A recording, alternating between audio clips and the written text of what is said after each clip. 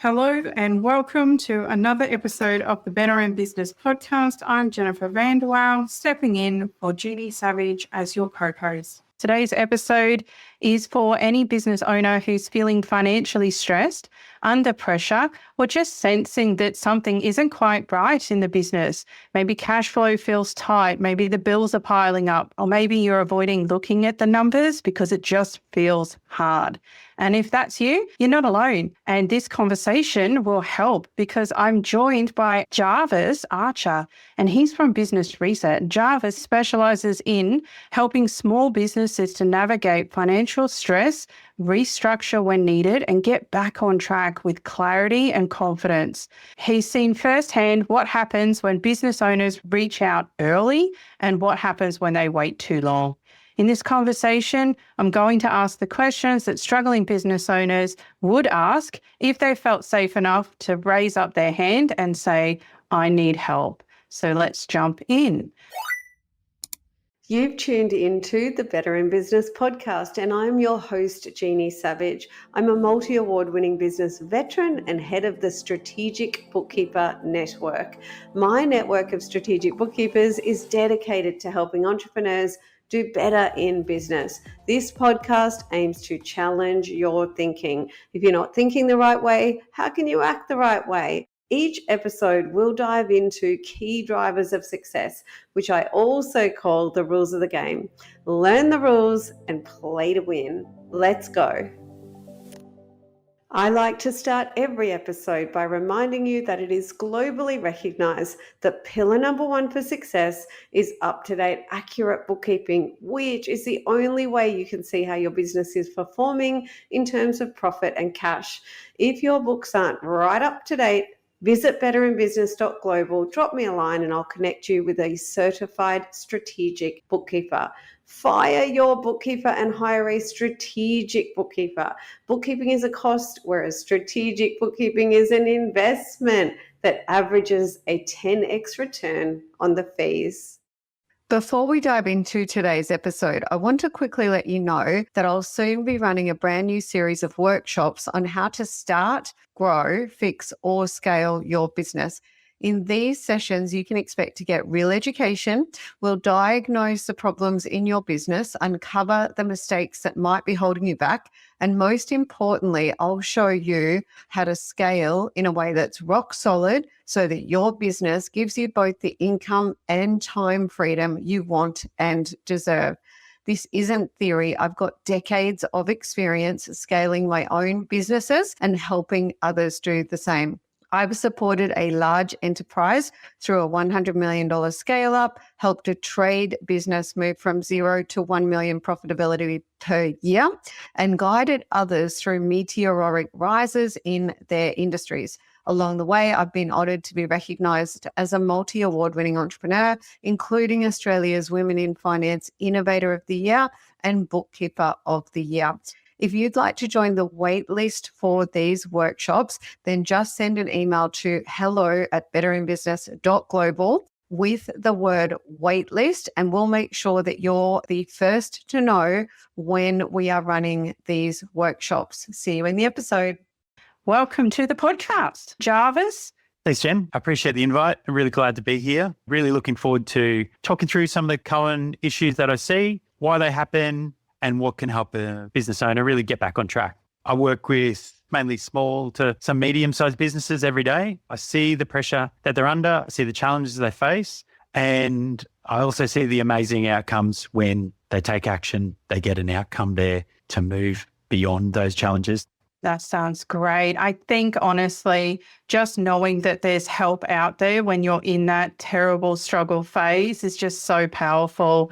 So my first question really is focusing on the early warning signs. So when a business owner starts feeling financially stressed and their cash flow issues and bills are piling up, or they're just getting a gut feeling that something's off, what are typically some of the earliest signs that you've seen in your experience where it's beneficial for them to actually reach out for help instead of waiting it out? That's a good question. So it is hard as a small business owner because you've got 1,000 things going on in terms of staff and clients and jobs and cash and accounting, and maybe you don't have the best relationship with your accountant sometimes when things get a little bit tough. And it can be very isolating. I don't come from a business background myself. My parents are a couple of hippie doctors. And so for a long time, I had to try and work out what's the secret to good business? What am I missing that people in business know? And what I've discovered is there is no secret. It's really just doing the right things and doing them consistently. Now, the hard part is you're a great tradie, carpenter, concreter, sparky, restaurant owner, whatever it is that you're great at. But often it's the case that the numbers just, you don't really engage with them. And so the things that you're going to feel are what you do look at and what you feel, right? If you feel like the business is running great, you can pay everything, fine, including the tax office and including yourself, you're probably on track, right? Even if you don't look at your numbers, if you're paying everything and there's money in the bank, well, fine. If you're not able to pay everything or there's no money in the bank, and I think for a lot of small business owners, that's how you run your business. And to be honest, I do that myself because you don't want to have to do more accounting and numbers work than you absolutely need to make sure, yep, everything's okay. And if there's enough money there and you can pay everything, fine. So I think that's the first thing that you'll see, right, is I'm putting money in, or I don't have enough money to pay wages, or I don't have enough to pay my suppliers, or actually I'm not going to lodge this BAS because I don't have the money to pay it. They're really common things and they're signs of financial difficulty, right? Really in business, you should be able to sit there and go, great, I've paid everything and there's some money left over for me. Some stats from a report a couple of years ago were that 43% of small business owners didn't make a profit and 75% didn't make enough to pay themselves the average wage, which is a crazy number, right? Because you think going from being an employee to being a business owner, you're going to have more money, but actually so many business owners actually have no money left over, or they're actually paying to go to work, which on one hand, it's amazing that we're so adaptable, but on the other hand, it's a bit crazy that actually we're worse off going to work. We're actually paying to go to the work because of the way we run our business. So if it feels tight, if you're struggling with cash, really the ATO debt is the first one. It's the canary in the coal mine. It's the first one to go because you want to pay all your suppliers, staff, et cetera first. Second is sometimes super. So if you're struggling with those things, well, okay, you need to have a discussion, right? Because it can be incredibly isolating. A lot of people just hope it gets better, but generally better outcomes come from doing something and differently than just doing the same thing that got you into the spot, into the position. And so reaching out, getting help, they're the signs to do that. Yeah, that sounds quite powerful, doesn't it? When you look at those statistics, I think that the anxiety too is such a powerful factor, that you're seeing that BAS, you're seeing how much it is, or you're seeing that supplier bill, and a week out or 2 weeks out from it being due, you already feel like meeting that obligation is just one thing too much. And I feel like most business owners have experienced that at one point or another in their business. It's just whether or not it's a common thing or if it doesn't actually improve. And like you said, getting help and education, they're the two most powerful solutions in those scenarios. Definitely the way. But I think also knowledge around your numbers and having the confidence to actually have the people around you that you can ask. You can say, I think I need help. So from your experience, what usually happens when business owners try to fix financial problems for themselves instead of talking to their bookkeeper, accountant, or someone like you sooner? Look, that question makes it sound a little bit like trying to fix things yourselves, maybe not the right thing to do. But no criticism over the question. It's a common view that you should get help. But what I'll say is people who actually try to fix things, who take the steps to do it, they are going to end up a lot better because they see the problem and they actually act. And it's actually the people who don't try to fix it, who just hope it'll get better. That's the warning sign, right? The house is on fire, but we're just sitting there going, it's fine. That's what is the most concerning. So someone who goes, hey, look, every business owner does it, right? My business, your business, we all have challenges every day. It's not like I thought we'd get to a place through growing and all the things that we've done going, great, business is easy now. And it just isn't. It's just different problems, sometimes harder, sometimes easier. So you're always solving challenges, I think, as a business owner. And so if you're trying to fix things, well, great, that's what you need to do. That said, it's when what you're doing isn't working and you know it isn't, and you're just not sure what to do. Like we see business owners work harder. Hey, if I work harder, I'll have more money. I'll fix this problem where I don't have enough. The problem is though, sometimes I see businesses or owners do that for years, right? And actually, because 90% of the time, they're just not charging the right price, they're charging too low. So working harder actually loses them more money because the work they're doing is unprofitable. And it happened at the beginning of COVID when all these builders went and said, great government grants for people to build homes, let's sign up all the contracts we can. And the people that signed up more contracts actually collapsed because the prices went up and all the people that had those contracts then couldn't do that work. Whereas the ones that stayed steady and upped their prices and worked slowly through it, they survived and have emerged okay. And so it's the same thing there. It's a work smarter, not harder. Definitely the thing to acknowledge as a business owner. Don't blame yourself. Just talk to someone like your bookkeeper or your accountant. They can have that conversation with you objectively. They've got the outsider's view, right? It's very hard to see your situation from inside the storm, whereas someone outside can go, yeah, it's easy. The numbers just say you need to charge more, or, hey, your wages are too high. What do you want to do about it? And it's the mental block that's actually the biggest hurdle to making the improvements in your business, right? You probably know what you need to do as a business owner. So many people that I talk to do. And I'm like, go and do it. Like for us, the way we work is we do a thorough assessment. We get people's numbers, we get their ATO information, and we actually just do a Loom assessment, 15 minutes, right? And people love it. They're like, I've never seen my numbers like this. You make it so clear and simple. You told me to raise prices. I did. And I have people that go, hey, actually, I don't think I need you now because I raised my prices and now I'm making heaps of profit. So thanks, but no thanks. As a business owner, I'm like, oh, that was great. Gave you heaps of value and got nothing out of it. But as a person, as a reputation, and as a firm, that's what we want. We want to offer value. We want people to have better outcomes. So I am totally happy if someone goes and does the right thing to make their numbers work. So I think there was a couple of things that you really touched on there. One is owning a business and running a business is a math equation. There's no way around it. If your revenue and your cost of sales and your operation expenses don't line up and you're drawing too much out of the business, it is not going to work. Interestingly, you also pointed out pricing and mindset. And these are the most powerful things that I see on so many occasions, even working with other bookkeeping businesses. So many people feel guilty about transitioning from being an employee mindset to a business owner mindset and pricing. And when you make that adjustment and start to realize, oh, I need to price like a business, not like an individual. And I need to do that from the start, even when I'm a solopreneur, in order to function effectively and achieve the outcomes. And it's just such a powerful thing. But I think also having the right people in your corner to give you that education, to spend that 15 minutes, it's so powerful. 100% agree. I mean, I spoke to a builder a couple of days ago, and unfortunately, from when I spoke to him before, his things are worse. He said, oh, when I spoke to you, I had only ATO debt.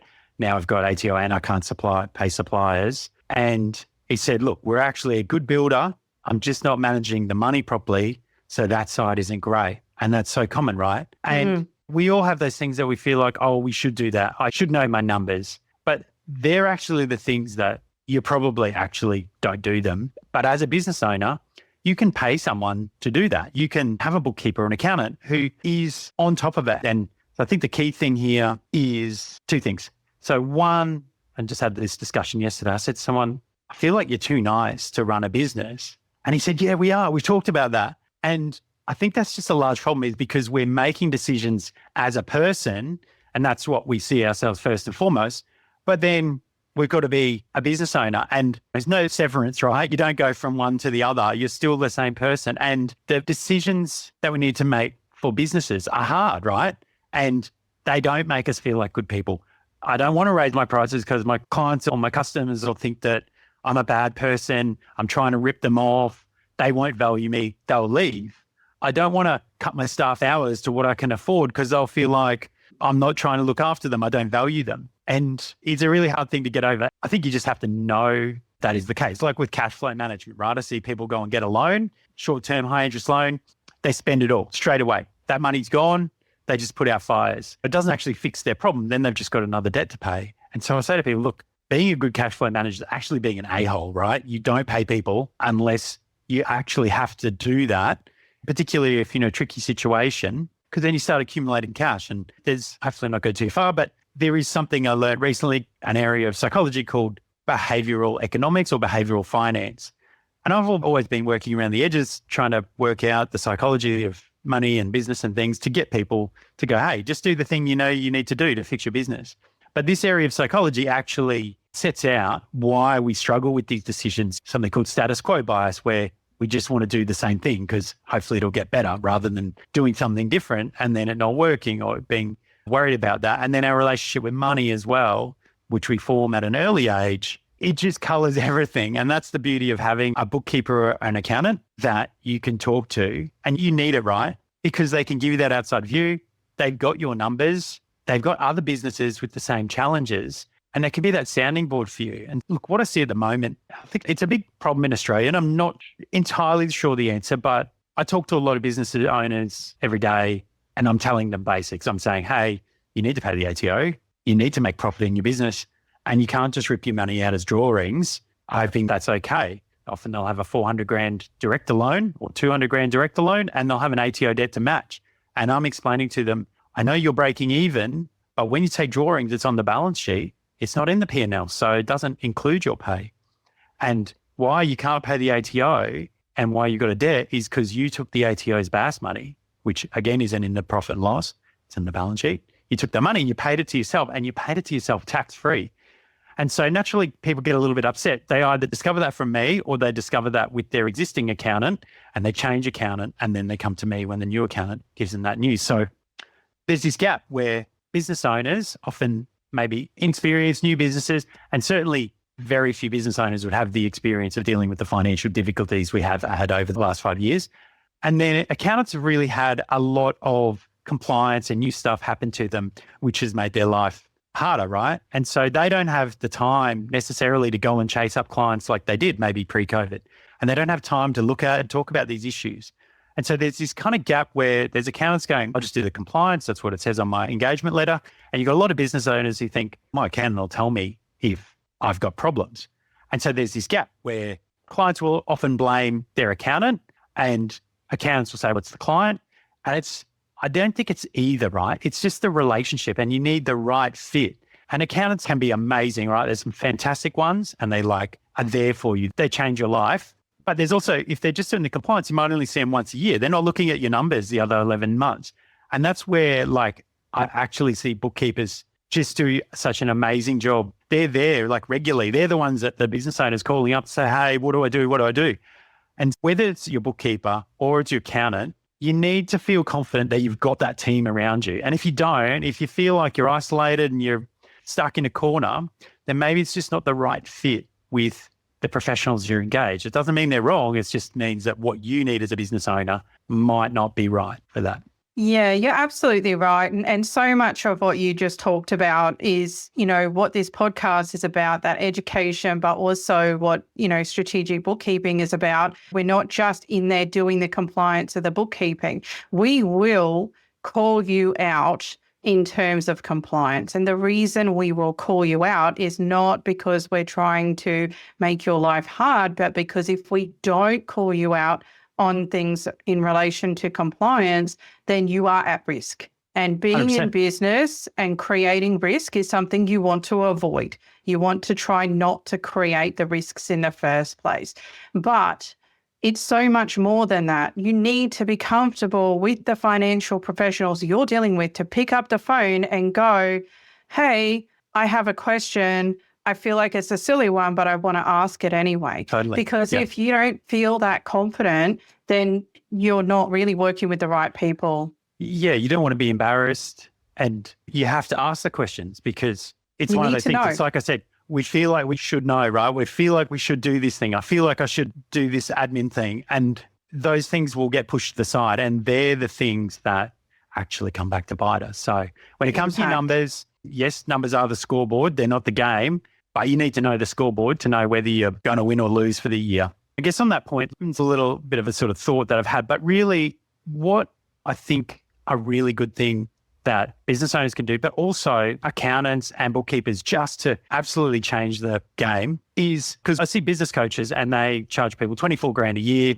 3 grand a month, or however much, 2 grand a month. then at the end of the year, like the business owner says, oh, I actually didn't really get much from them. They only looked at the numbers once. And I'm like, that's crazy. Like you just paid like 25 grand and you didn't get that. And so I'm like, but then accountants will say, no, clients don't want to pay for our advice. And I'm like, you've got the numbers. Like, why isn't it? And I think it is because business coaches will go, hey, what do you want to achieve? What are your goals? And so that feels aspirational. You're like, yeah, I've got something to look forward to. Whereas if you're talking to your accountant and it's just, hey, you need to bump prices or you need to do something, there's actually no context. And so I really think a simple thing bookkeepers, accountants, and business owners can do is go, how much do you want to earn this year? Forget hopes and dreams. They're great. But if we don't have time for that, how much do you want to earn or how much do you need to earn? Because we all got mortgages, school fees, cars, whatever, right? So we need a certain amount. If we know that, two things happen. One, as a business owner, I've said that's how much I need to make. So there's less chance of me just pulling the money out and going, oh, I'll just take the money because you've told the accountant that's how much I need. And so you've got to work towards it as the business owner. And then as the accountant, the bookkeeper, it's very easy then to go, if you need to make that much, this is what your business needs to do. That is such a simple break-even calculation. So if you want to earn that much, this is what your business needs to do. We've got a plan then for the business that will match your lifestyle. You don't have to go, oh, my business is not doing what I need, so I'll just keep drawing the money. So that's the one thing I think business owners should have that discussion with their accountant. Accountant should say to your client, how much do you want to earn this year? And then let's put those numbers in place and make that work. I think it also comes back to the business owner's why. Why we got into business is not to work 80 hours a week. It's also not to earn under $20 an hour when we're realistic about the hours we're spending in the business as opposed to what we're actually getting paid. Right? No one went into business going, yes, that is what I want to achieve.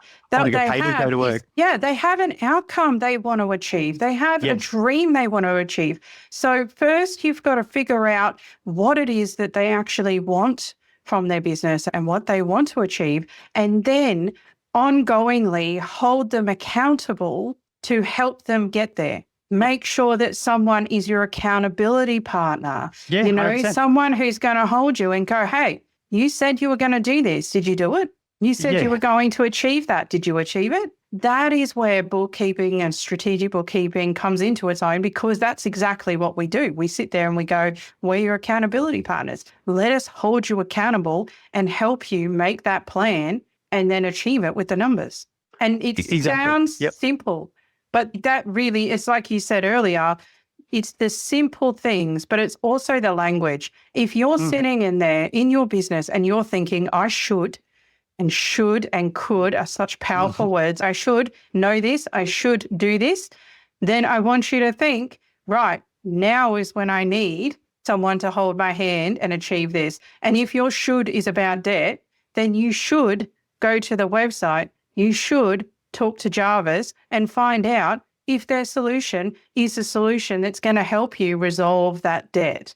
And if they aren't, they're going to point you in the right direction. What are you going to lose? Yeah, that's right. I think it's just whether it's like personal goals, and I struggle with those sort of things. So a lot of people do, but at a minimum, your goal is I want to put a roof over my family's head. I want to put food on the table. And if there's more than that, totally fine, build that in.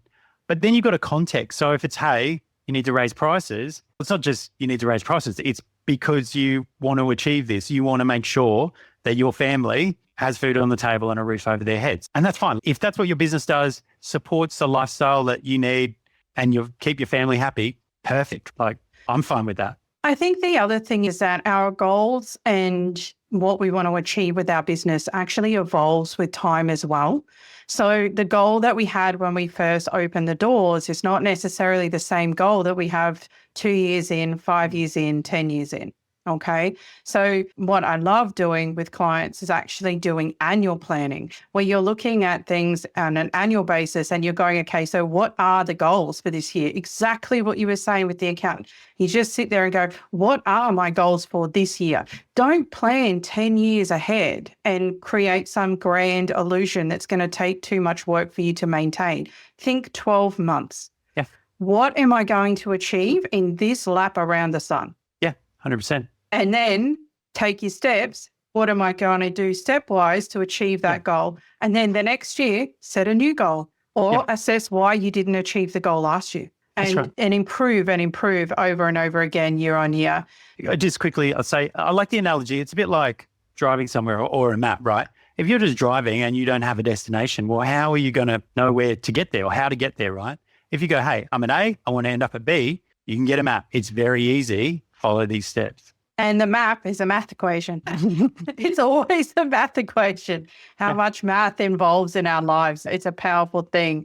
So I feel like we have talked a little bit about the numbers and facts that help people to understand their situation clearly. And truly understanding your situation is where it needs to be at. You need to be real about where you're at in order to take action to move. Yeah, totally agree. So is it often that bookkeepers and accountants are the ones who are referring to you, or do you find that clients tend to come to you direct? And if they're coming to you direct, what should they bring to that first meeting to really get a really good picture if you can help and where the help is needed?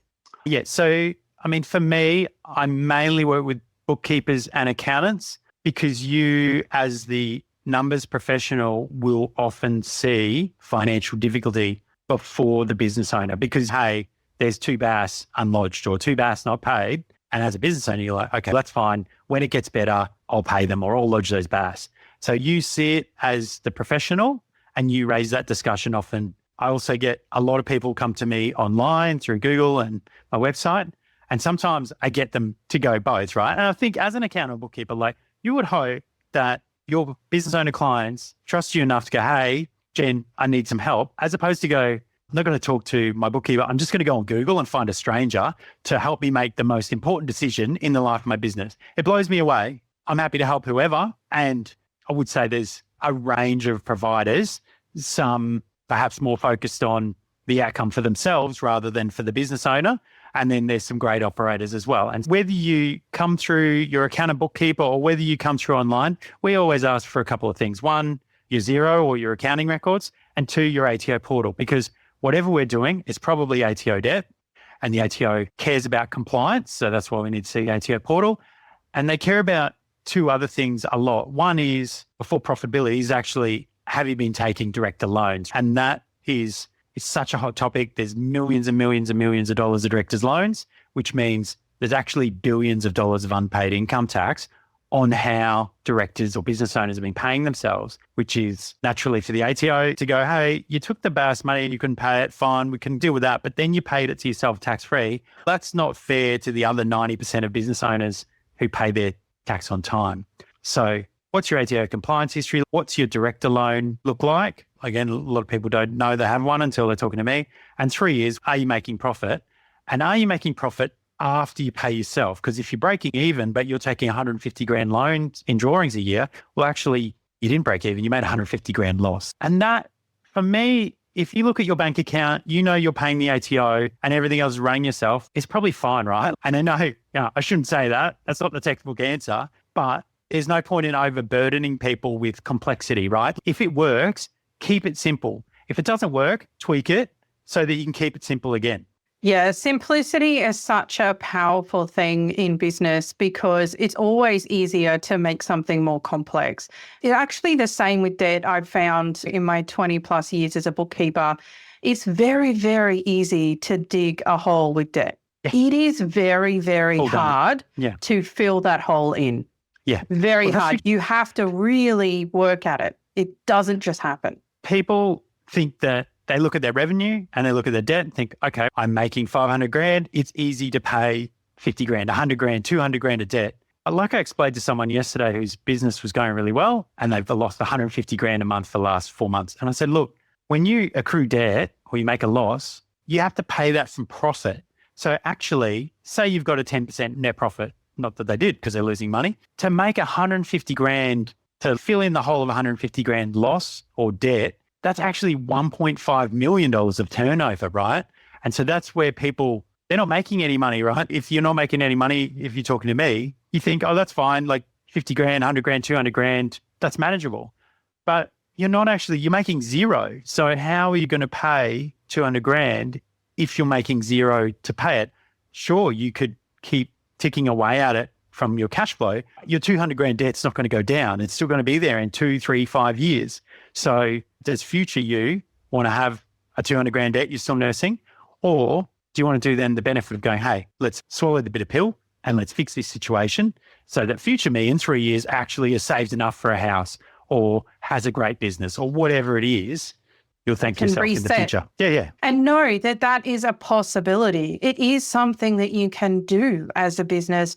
Just because things have gone south doesn't mean that you can't repair it. Is it harder? Yes, it's harder, but it's worth the effort. And I've seen businesses bounce back from something like this and go even higher in their profitability and management afterwards because of the skills that they learnt in paying off that debt. Yep, exactly. I think that experience forces you to look at your numbers and understand them, and you realize, okay, actually, that's not that hard.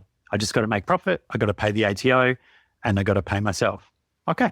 And you need someone who's going to keep it simple on your team, someone who's going to sit there and tell you reality and then give you the power to actually make the changes you need to make. So for someone listening right now who's worried but not sure how bad things really are, what's the one simple action that they can take today that tells them it's time to pick up the phone and ask for help? That's a good question. I think there's no line in the sand where you go, I can manage it. Oh, no, I can't manage it. And that's the tricky thing. It's just a slippery slope until you look back and go, oh, I should have done something 3 months ago, 6 months ago. It's never too early to get help, to have the discussion, right? It's a bit like going to the doctor, right? Blokes in particular, terrible at it. We go, oh, no, we'll get better. If you go sooner, it's probably going to be better news than if you wait until it gets really bad. So if you go sooner and the doctor says, no, you're fine, it's nothing, perfect, move on. And it's the same, I think, with your finances, right? If you're struggling to pay the ATO, that's the first thing that I think everyone sees. Like, I've probably dealt with $100 million of debt more in the small business restructures that I've done. Probably $98 million of that is ATO debt, right? The ATO's debt doubled from $17 billion pre-COVID to $34 billion in COVID, right? They said don't pay. So if you've got an ATO debt, if you're not lodging, if you're just not sure what to do, then either get it on an ATO payment plan, fine. If you can meet that ATO payment plan, you're okay. That means you can pay your debts as they fall due. If you can't get the ATO payment arrangement, or if you default on it, then that means you're not okay. That means you did a deal with the ATO and you can't actually meet the deal that you said you'd do. And so that's where it's worth having a discussion at that time, because you've got more options on the table and there's some great options to reduce your debt, ATO and other debts, and keep going. You stay in control the whole time. That's the small business restructure, or improving profitability through prices, etc. So many good options and little changes that you can make if you catch it early. If you don't catch it early, that's where a small issue, slightly underpricing, becomes a crisis, right? And you actually risk losing your business, your home, and going bankrupt if you wait too long. So why wait until those are the options available to you to have the discussion, get help? Right. So I think we can summarize a little bit on what we've talked about today. And I got so much out of just listening to your responses today. But the really powerful things that stood out to me was that a lot of business owners already have the gut feeling that something is not right. Even if they're not ready to look at the reality, it's time to look at the reality. If you're having that anxiety, if you're thinking, I should, I could, I ought to, you really have to pivot to let's look at the reality and let's look at if there is something here that needs to be solved. And as you said, there's some great cues if you're looking at that ATO debt, if you're making plans and not able to stick to the plans, if you've got compliance people around you that are saying this is a challenge and having those communications regularly, these are all flags that it's time to put your hand up and go, I need help. And remember, it's not too early to ask for help ever, but there is a case where it becomes too late and the price is very, very steep in those scenarios. And nobody wants anyone to get to that stage, not even us. No. So we're here to be a support. We're here to educate. And there are some really great ways that you're able to achieve that with clients. You're able to have a 15-minute call with them. You're able to review where they're at and really give them some advice as to what that implication is. You also have a wonderful checklist that is going to be in the show notes that can help you to self-assess whether that 15-minute phone call is worth booking in. And if you go to the Business Reset website, there's a great deal of education and webinars so you can learn more about debt and how powerful debt can be as an impact on your business. So take the opportunity to have a look at Jarvis's website and learn a little bit for yourself if you're still unsure. Did you have any closing comments on what I just summarized? Look, I would just say every business owner should enjoy going to work, enjoy running their business. If you're not, fix it, and do that talking to your bookkeeper, not waiting until you have to talk to a liquidator to get that advice. Yeah, absolutely. Obviously, the key things are to be aware, but I think also you need to know that your books are up to date, that your numbers are up to date. Your business is a math equation, whether you like maths or not. It is a fact. And you didn't go into business to be a bookkeeper. You didn't go into business to be a liquidator. So you don't have to know those answers, right? You can get the right people around you to help you achieve these things. You don't have to do it alone. And if stress is mounting, reach out to the reset specialist now. Don't wait, or reach out to your bookkeeper and accountant and have the conversation. Do you think I need more help? Perfect. This is a powerful, powerful question. So thanks so much for joining me, and a big thank you to Jarvis for sharing such practical and grounded advice. If you're listening and feeling like there's a knot in your stomach because something that you've listened to today has hit close to home, please take it as a sign to get clarity, not as a reason to hide. The earlier you reach out to your bookkeeper, your accountant, or a specialist like Jarvis, the more options you will have and the easier this path becomes. The numbers are there to guide you, not shame you. And getting support is one of the strongest moves you can make as a business owner. If you found this episode helpful, please share with your fellow business owners who might need to hear it. And as always, I'm here to support you with your bookkeeping, your numbers strategy, and your business strategy so that you can really get clarity on those numbers and see what they mean for you. So thanks so much for listening, and we'll see you in the next episode. I hope you enjoyed that episode as much as I enjoyed recording it. I would love to help you start doing better in business right now by giving you a free little ebook. It's a how-to guide. It's called The 7 Deadly Cash Flow Sins.